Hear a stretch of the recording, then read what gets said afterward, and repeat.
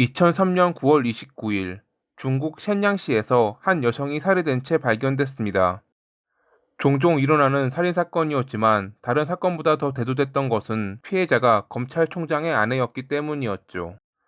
사건을 접한 사람들은 검찰총장이었던 천핑에게 원한을 가졌던 이가 그의 아내를 살해했다고 생각했습니다. 하지만 얼마 뒤 진범이 체포됐을 때 사람들은 놀라고 말았습니다.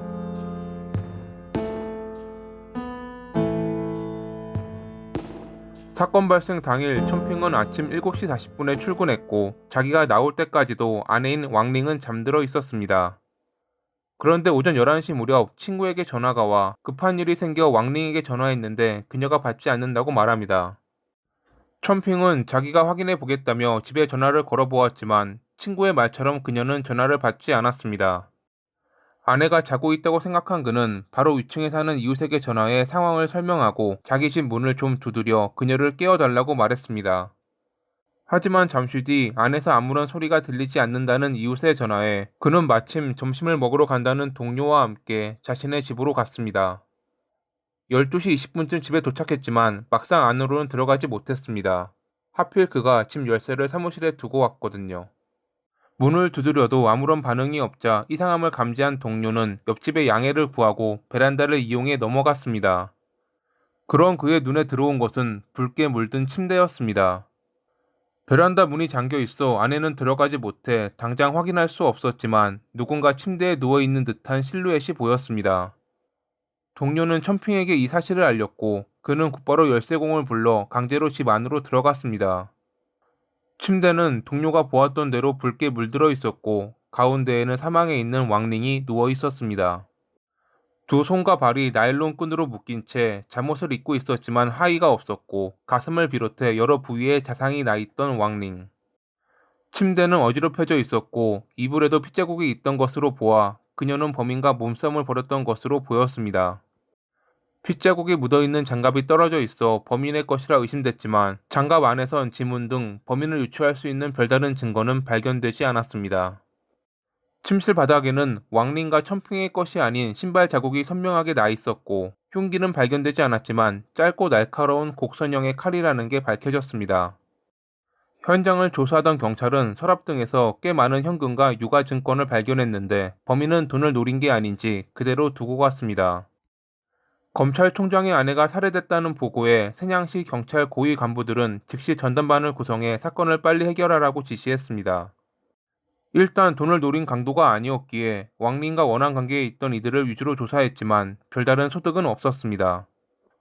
그러던 중 검시관이 그녀의 중요 부위에서 남성의 털 몇 가닥을 발견합니다. 하의가 벗겨져 있었고 접촉 행위는 없었지만 타인의 털이 발견됐다는 것에서 경찰은 범인이 그녀를 범하려다가 모종의 이유로 포기하고 살해했다고 여겼습니다. 몸에 남아있는 21군데의 자상으로 보아 범인은 분명 그녀에게 자신의 화를 풀었을 것입니다. 그녀는 원한 관계가 없었으니 그렇다면 남는 것은 남편인 천핑이었습니다. 검찰총장이라 나쁜 사람들과 많은 접점이 있는 그였기에 원한을 가진 범인이 그의 아내에게 화풀이했을지도 모릅니다. 하지만 이것도 추측일 뿐 명확한 단서가 없어 한동안 수사는 난항을 겪었죠. 그로부터 2개월 뒤 호텔에서 열린 왕링을 위한 추모제에서 천핑은 다음과 같이 말했습니다. 사랑하는 아내를 잃었지만 쓰러지지 않고 과거보다 더 열심히 살겠습니다. 지금 제 유일한 바람은 하루빨리 범인을 잡는 것입니다. 그런 그의 모습을 조용히 지켜보던 한 형사가 있었습니다. 형사는 그에게 물어보고 싶은 것이 많았지만 시기도 그렇고 며칠 전 있었던 다른 이들의 충고 때문에 지켜볼 수밖에 없었죠. 그를 바라보며 형사는 그동안 조사했던 내용들을 머리로 정리하고 있었습니다. 천핑과 왕링, 이들 부부의 사이는 정말 좋지 않았습니다.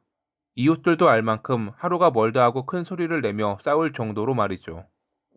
왕링은 여러 큰 회사들을 운영했지만 실제 주인은 천핑이었습니다. 뇌물, 타인 명의로 대출 등을 통해 자금을 모은 그는 아내를 내세워 여러 사업을 벌여 자금 세탁을 했던 것입니다. 그가 그런 방법으로 벌어들인 돈만 해도 1,000만 위안, 하나로 치면 약 20억 원에 가까운 돈이었다고 합니다. 둘은 결혼할 때까지만 해도 사이가 좋았지만 천핑이 돈과 권력의 맛을 알자 선을 넘기 시작했고 이 때문에 자주 싸웠습니다. 거기에 그는 바람기가 있어 젊고 아름다운 여대생과 어울렸습니다. 아내에게 들켰음에도 그는 뻔뻔하게 헤어진다고 거짓말하더니 오히려 여대생의 동생과도 어울려 셋이 함께 즐기기도 했습니다. 첨핑이 두 여성에게 너무 많은 돈을 쓰자 왕링은 최후의 수단으로 그가 사용하던 회사 돈을 막아버렸습니다.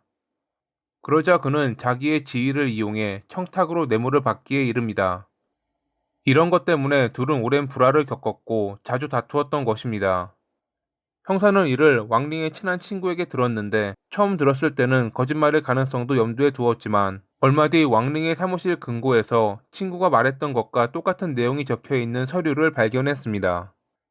이때부터 형사는 첨핑을 주목했고 미행했습니다. 하지만 검찰총장의 자리까지 올랐던 그는 곧 미행을 눈치채고 형사의 윗선에 압력을 넣었습니다. 사건 처리가 부실하고 되레 자신을 의심한다면서 말이죠. 윗선에서는 그를 다독였지만 형사의 보고를 들은 그들 역시 그가 의심스럽긴 마찬가지.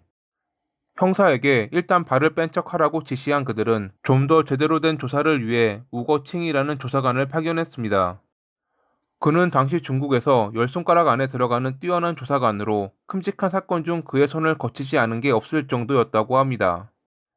사건을 맡은 그가 처음 발견한 이상한 점은 현장에 남겨진 신발 자국이었습니다. 앞선 조사에서 집에 있는 첨핑과 왕링의 신발과 일치하는 것이 없어 다른 사람의 것으로 판단됐다는 발자국이었죠. 방향은 침대로 향하고 있었는데 그가 주목한 것은 들어가는 발자국만 있지 빠져나오는 발자국이 없었다는 것입니다. 이 정도로 선명하다면 무조건 나올 때도 흔적을 남긴다는 걸 그동안의 경험으로 알고 있던 그는 범인이 일부러 남긴 자국이라 판단했습니다. 그리고 침대에 왕린과 범인이 다툰 듯한 흔적이 있었지만 이 역시도 범인이 인위적으로 남긴 흔적이라는 걸 알아냈습니다. 일반적으로 사람은 묶여 있어도 날카로운 물건에 찔리면 몸을 움직입니다. 그렇게 되면 묶여있던 손이나 발에도 찰가상이 무조건 남게 되는데 그녀의 손과 발에는 어떠한 흔적도 없었던 것입니다. 이것은 그녀가 정신을 잃었을 때 살해당했으며 이후 범인이 몸싸움을 벌인 듯한 흔적을 만들었음을 말해주었죠. 확인 결과 그녀는 사망하기 몇 시간 전 수면제를 먹었던 것이 드러났습니다. 조사를 하던 우거층은 첨핑의 친구로부터 전에 그를 포함해 총 4명의 친한 친구들에게 칼을 나눠줬다는 것도 알게 됐습니다. 짧고 날카로운 곡선형의 칼을 받았던 다른 친구들은 모두 갖고 있었지만 오로지 첨핑만이 잃어버렸다는 것도 알아냈죠. 다른 친구에게 그 칼을 받아 확인한 결과 왕링의 몸에 남은 자상과 정확하게 일치했습니다. 결국 2004년 1월 18일에 첨핑은 고의살인 혐의로 구속됐습니다. 처음에는 범행을 부인하던 그였지만 얼마 안 가 자신이 아내를 살해했다고 자백했죠. 사건 전날 그와 아내는 한 친구의 집에 방문했습니다. 친구는 이번에 좋은 그림을 구했다며 그들에게 자랑했는데 그게 안 이꾸었는지 첨핑은 진짜가 아닐 수 있다면서 야유를 퍼부었습니다. 옆에서 지켜보고 있던 왕링이 그만하라며 그를 나무랐는데 이날 집으로 돌아왔을 때 첨핑은 아까 왜 자기에게 무안을 줬냐며 화를 냈습니다. 둘은 격렬한 논쟁을 벌였고 왕링은 그가 권력에 미쳐 오만해졌다며 경멸했습니다. 잠시 뒤 그녀는 더 이상 할 말 없다며 화장실로 갔는데 화가 가시지 않았던 청핑은 이때 그녀를 살해하기로 결심합니다. 그는 전에 구해둔 수면제 5병을 물에 타 샤워를 마치고 나온 그녀에게 건네며 아까는 미안했다고 사과했고 아무것도 모르는 그녀는 그걸 마신 뒤 잠들었습니다. 막상 그녀가 잠들자 망설여져 다음날 새벽 4시가 되어서야 칼을 든 그는 화나는 마음이 가시지 않아 21번이나 자상을 입혔다고 합니다. 한 번도 안 신었던 신발로 자국을 내는 등 외부인의 범행으로 꾸몄던 그는 집 근처에 있는 강에 범행 도구를 유기한 뒤 평소처럼 출근했습니다. 그리고 마치 아무 일도 모르는 마냥 친구와 함께 집으로 가 연기를 했던 것입니다. 하지만 결국 모든 것이 들통나며 체포된 그는 재판대에 서게 됐는데 개인의 사생활과 관련이 있다는 이유로 비공개로 진행됐다고 합니다. 그런데 1심 재판에서 그는 자백을 번복하고 살인 혐의를 인정하지 않았습니다. 그는 그동안 모았던 돈으로 좋은 변호사를 3명이나 고용해 남은 재판에 임했지만 중국의 경우 자백을 정말 중요한 증거라 여기기 때문에 2006년 8월 12일의 재판부는 그에게 사형을 선고했습니다. 그의 형 집행일은 가족에게도 알려지지 않았고 비밀리에 이뤄졌으며 시신 수습을 바란다는 가족의 요청에도 불구하고 정부에서 화장했다고 합니다. 이렇게 사건은 해결되긴 했지만 몇몇 의문점은 남아 있습니다. 그가 말한 강에서 범행 도구가 발견되지 않았던 점, 무게가 있었을 테니 강 하류까지는 흘러가지 않았을 텐데 말이죠. 수면제 5정을 물에 녹이면 흰색 부유물이 뜨는데 이걸 왕링이 의심 없이 먹었다는 점도 이상했고, 이제 곧 반부패국 국장의 자리에 앉게 될 그가 겨우 화가 난다는 이유로 아내를 그렇게 살해했다는 것도 이상했습니다. 권력욕이 강했던 그가 뭐하러 고위직이 확정된 이런 시기에 그런 짓을 벌였을까요? 물론 그는 과거 택시기사에게 감히 자기가 누군지 알고 요금을 달라고 하냐면서 총을 들이댔던 전적도 있는 나쁜 사람이긴 했습니다. 이것 말고도 그의 변호사가 가장 이상하게 생각했던 것은 왕링의 중요 부위에서 발견됐다는 남성의 털이었습니다. 신문 자백이 적힌 서류에는 천핑이 그녀에게 화가 나 범행을 저지른 뒤 외부인의 소행처럼 꾸미려고 놔둔 것이라고 나와 있는데, 평소에 누가 이런 것을 가지고 다닐까요? 그는 급하게 어디선가 타인의 털을 구해왔던 것일까요? 아니면 모든 범행은 계획적이었던 것일까요? 형이 집행되기 전까지 나는 억울하다라고 말했던 천핑. 그는 끝까지 거짓말을 했던 나쁜 사람일지, 아니면 정말 어떠한 누군가가 그에게 누명을 씌운 것일지는 모릅니다. 이미 진실을 알고 있는 이가 사라졌으니 쉽지는 않겠지만 이러한 의문들이 언젠가는 꼭 밝혀지길 바라며 이만 마칩니다. 오늘도 시청해주셔서 감사합니다.